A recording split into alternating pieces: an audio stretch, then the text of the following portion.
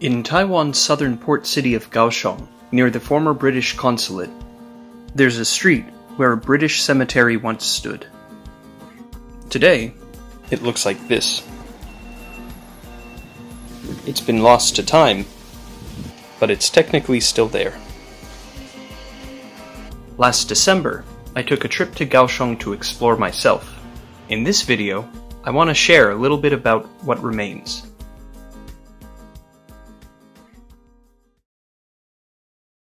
It's amazing what kind of things are hidden in the alleyways in Taiwan.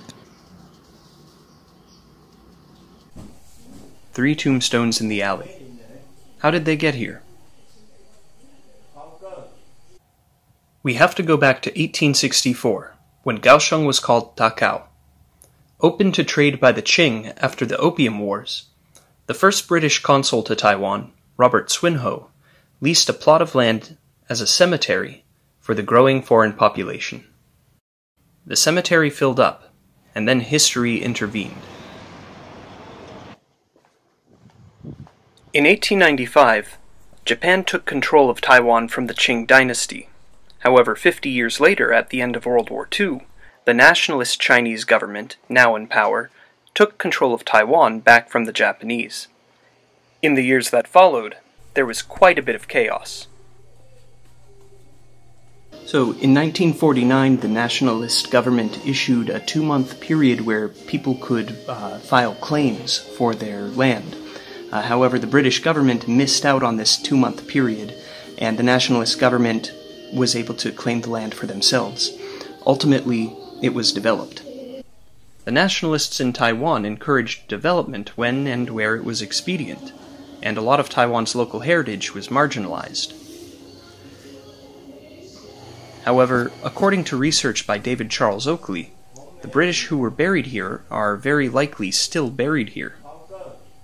In the name of developmental expediency, the tombstones were toppled, driven into the ground, or made into new foundations. There seem to be no records of any removals of the graves, and only a few artifacts can still be seen. The space does give up some secrets here and there. In 1886, a mortuary chapel was erected in the graveyard. Where it once stood, there is now a temple to Dongyue Dadi, a Chinese deity who administers the underworld. In a way, it's a continuation of the chapel's function. The area is technically public access, but if you do visit the site, please keep in mind that it's a residential neighborhood. The most interesting thing about this story is that apparently everything from this old cemetery is still there, hidden. Perhaps, someday, it can be reclaimed. Thanks for watching.